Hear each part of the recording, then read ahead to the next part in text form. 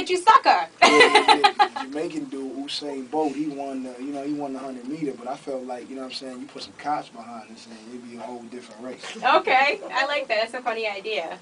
So, why are you beefing with Jay-Z? Because I don't care. Yeah, but, okay, you came out today with a statement saying that you really, don't want to beef with him. I didn't, it wasn't really like that. That's how it read. Who blew this up? Who blew the situation with you and Jay-Z up? Was it you? Was it Jay-Z? Was it the media? Who? Me, it's probably me. Okay. It's definitely probably me. Because you heard he said something about you at Wimbledon? Yeah, that's all at Wimbledon, man. He talking about anything, you talk about me at anything that has to do with game, like a tennis game, it's going down.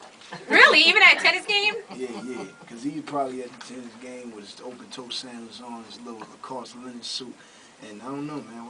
Why you talking about me, man? So you're both at Wimbledon together? No, I wasn't at Wimbledon. I'm never going to be at Wimbledon. So how did you hear he was talking about you? It just came through the media, just like you heard I was talking about him. It came like that. And, it just sounded like Jay-Z. Wimbledon, open-toe sandals. I know it's official when I heard the open toes. Really? Yeah. Okay. So basically, yeah, it had something to do with, One day I'm going to make him mad enough to say something. Really? Yeah. Okay, really say something? Yeah, because JB, he'll eat you alive, man. He will if he actually says something. But, I'm one of them cats that don't believe the hype. So I just, I'm trying to make him mad enough to really diss me. Okay, so basically, do you think Jay-Z will ever really diss you? Nah. No. Okay. I'm scared. But didn't you say something about him a while ago in West Side Story because you had a problem with Memphis Bleak? To, and it's not working. Oh. I need to know. If you know Jay, I need something that really pisses him off. Because whatever I'm saying is not working. Probably if you said something about his wife. Who, Beyonce? Yeah. No, she's too pretty. Fuck her. Oh, God. Wow. So, F Beyonce, eh? No, I mean, not like... Oh, you would. Oh, so you would F her. Okay. Yeah. All right. So, I like Beyonce, man. Yeah, she seems like a nice person. He definitely married the right chick. Okay, so let me ask you a question, the game, because you're in the press a lot for the controversial stuff. Right. You've had a lot of beefs over the years. Does the beefing ever get tiring? Ever? No. Never? No, it's easy. Like when you wake up in the morning, you're not like, oh God, someone else says something about me, I have to beef again. No, it's like stepping on a treadmill, setting the timer for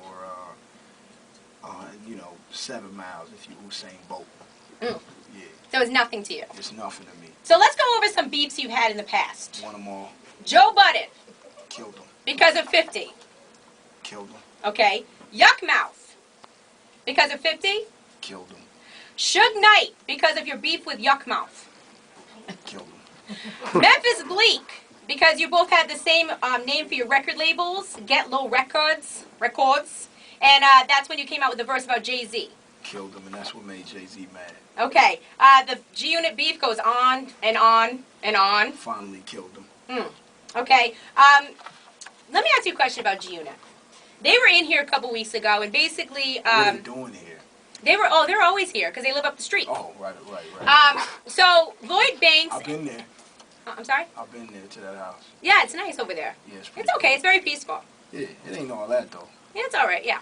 So Lloyd Banks, Tony Yayo come in, and they basically break down to me your business situation with G-Unit. Because I was always under the impression that Dr. Dre was the one that paired you and 50 Up, and I was always... it was Jimmy Iovine. Okay, Jimmy Iovine, okay. Yeah. So basically, I was under that impression, so they kind of broke it down to me, basically saying that, yes, 50 really did want to work with you, even though I was under the impression that he did not want to. Because I'm dope. Okay. So then they basically said that your management team wanted a lot of money out of you at the time, and everybody was going in your pockets, basically wanting money, and it created a problem between you and G-Unit because of that. That sounds gay. I'm just telling you what they said. Disrespecting the gay people. We ain't even that type of gay. It's G-Unit gay. They got a whole nother type of gay going on. First of all, Yayo been 50 his whole life, and I can edit myself too. And then Lloyd Banks, he just, man, them dudes, Lloyd Banks is so broke. Him and Yayo be sharing watches. They used to share watches. Like, like when Yayo got out, he asked Banks for his watch back. I never even spoke to Tony Yayo.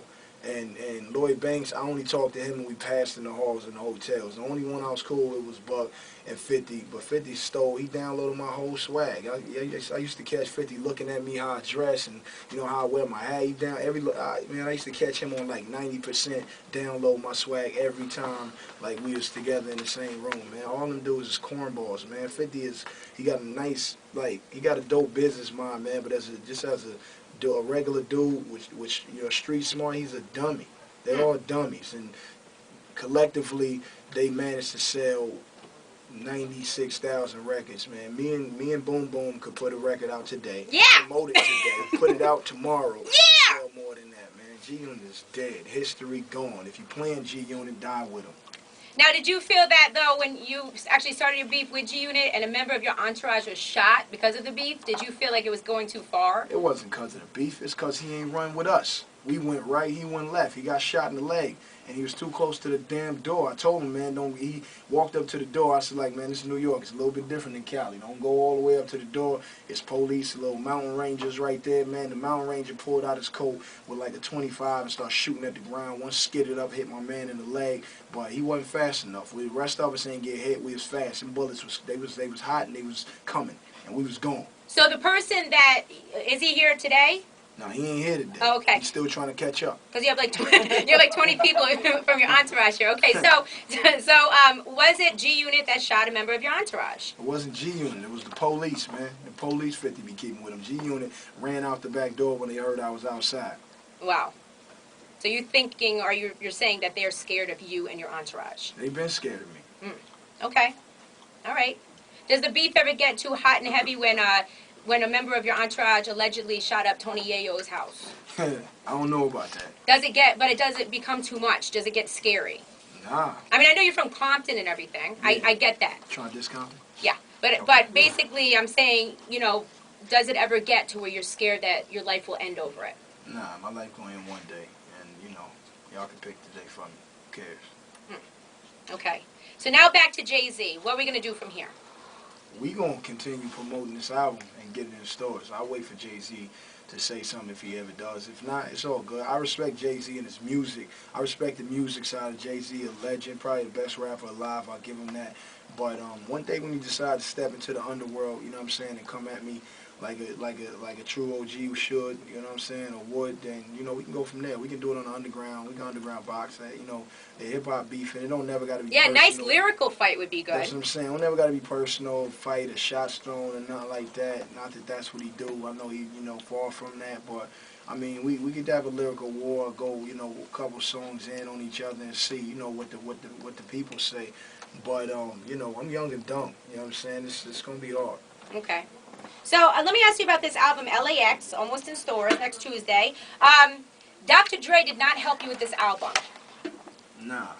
Did you expect him to? Nope. Do you have a bad relationship with Dr. Dre now in the game? Because I know you respect and you love him and look up to him so much. Do you have a bad relationship with him? Nah, Dre cool. Yeah, everything's okay? Dre cool. But you expected him to help you throughout your career, right? Correct? Nah, I don't expect nobody to help me with nothing. I appreciate Dr. Dre for doing whatever he did.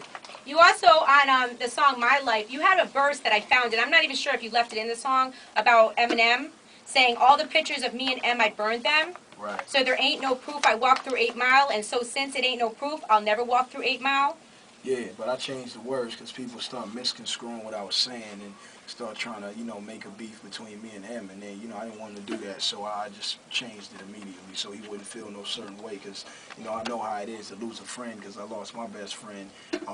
I lost my best friend the night after I came back from Detroit. Doing the song on the documentary that featured M. The next night after we got back from Detroit, my friend got smoked, and the last picture I had of him was with me, Proof, and Eminem. So that's what that line is about. No disrespect to him or none of that. Okay, so you decided to leave it off. Yeah, because I thought that maybe if Eminem was sitting down and people, just pour charcoal in the fire pit, it would, make him feel a certain way, and I didn't want to even, give him that option. So, I put out a statement to change the song, just out of, just being a good-hearted dude. But I ain't running from nobody. But you feel a certain way about Eminem. Yeah, I got a lot of love for Eminem. Okay. He's my top 10 MCs, but I ain't running from him either. Okay, So, all right. you know, if it was ever, you know, if he ever did misconstrue it or wanted to do something and join the club. Is it true you recorded 220 tracks for this album? Yeah, like a little bit, but somewhere, you know, towards the end, we start digging in the pot and seeing, you know, which ones made sense, you know, around each other, and got down to a solid 16. And, you know, we finished the album. And it's a star-studded lineup. Yeah, the album's crazy. Got everybody that I always wanted to work with on it that I haven't worked with yet, and some of the people that I have worked with in the past that I enjoy working with. And it's LAX coming. Speaking of people you want to work with, you would smoke crack with Amy Winehouse to do a to do a single with her. Yeah, I smoke crack and sniff a line, whatever gets her up. Have you smoked crack? I ain't never smoked crack, but I definitely tried to get on a song. Really, you love her and respect her that much? She's crazy talented. Like, anybody don't think so is retarded, because Amy Winehouse she's a legend in her own right. And speaking of people with problems, you use DMX on the intro and outro of the album. Yeah. Why? Because I got a lot of love for DMX. That's one of the cats in hip hop that sold the most records he sold the most records in Def Jam history. Mm-hmm. So I mean, it's not forgetting who DMX was at the height of his career. Put out 2 albums and went diamond in the same year, man. So X is a homie of mine. Sometimes I call him for spiritual guidance, and you know, he been you know, just holding me down as far as inspiration my whole career. Met him at the Aaliyah Missing You video shoot before I was on. He showed me love then. He showing me love now.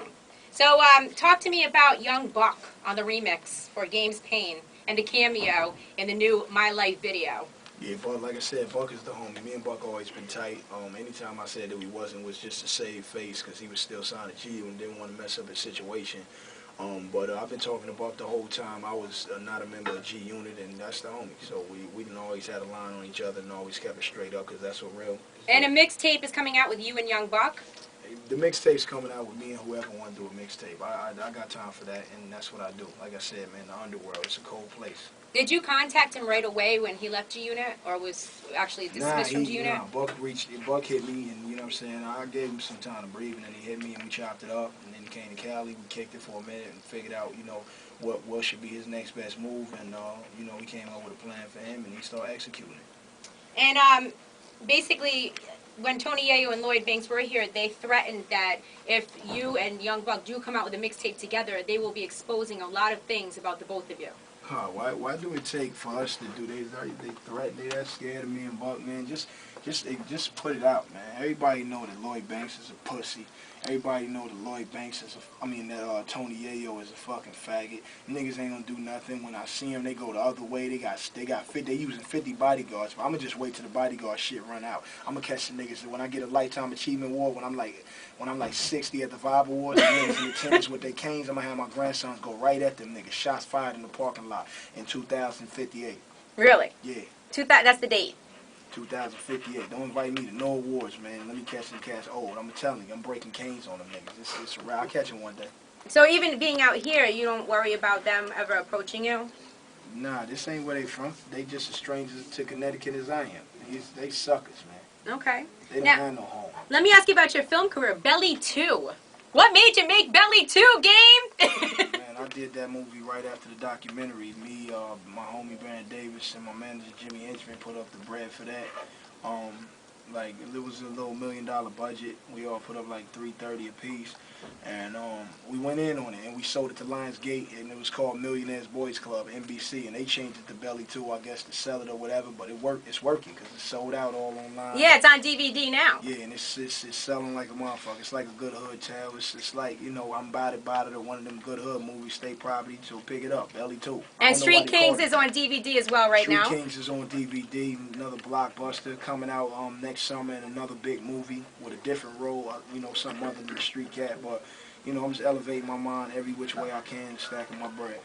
And talk to me about the next album, DOC, the album. Will it be coming out or no? No, it's a wrap. So you've retired. This is it. I ain't retired yet, but I'll retire after I'm done with this. So after this album, there will be no other albums from the game? Nah. Ever? Ever, never. However you can. So what will you do? What will I do? Yeah. I'm just going to take care of my kids and spend time with my family. Yeah, I saw the album cover. Those are 2 sons on the couch? Yeah. Very cute. Appreciate it. So do you have enough money at this point in your life to retire? I got a lot of money, but it ain't even about money. How much you worth, the Game? I don't even talk about my personal, assets. Okay, let me guess. Are you worth more than $4 million? That's chump change. Oh my God, I hate you. My house worth more than $4 million. Wow. The one I live in. Wow. Got a lot of money there, the game. Yeah. Wow. Well, we'll be sorry to see you go. Y'all won't be sorry. Y'all got like Soldier Boy, Chingy. Oh God, don't get me started. Don't get me started. We got VIC. We got. Yeah, y'all got a bunch of cats, man. Well, the game. Thank you for coming by. All the time. Appreciate it, really. Yeah, I'm here. Yeah, we're so happy to see you. Nice walls y'all got. Yeah, I know. We got a lot of chicks up on the walls. Good luck with LAX. Yeah, man. You'll be number one. I am gonna be number one. Oh, I'm sure of that. Yeah. Yeah. And Jeezy coming out the next week.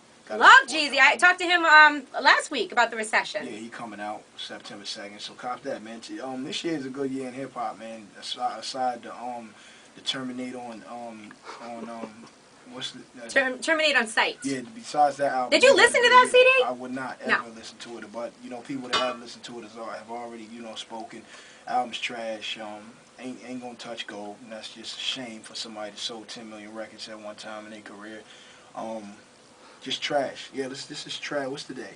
Today is August 18th. Let's take out the trash. Let's just make this trash day. And your video, real quick. Dope Boys has to be redone. People think it's too edgy. Oh yeah. Yeah. Tell them to eat a dick. All right, gang. Well, thank you for stopping through. Appreciate it. All right. It's Hot 937. Boom boom.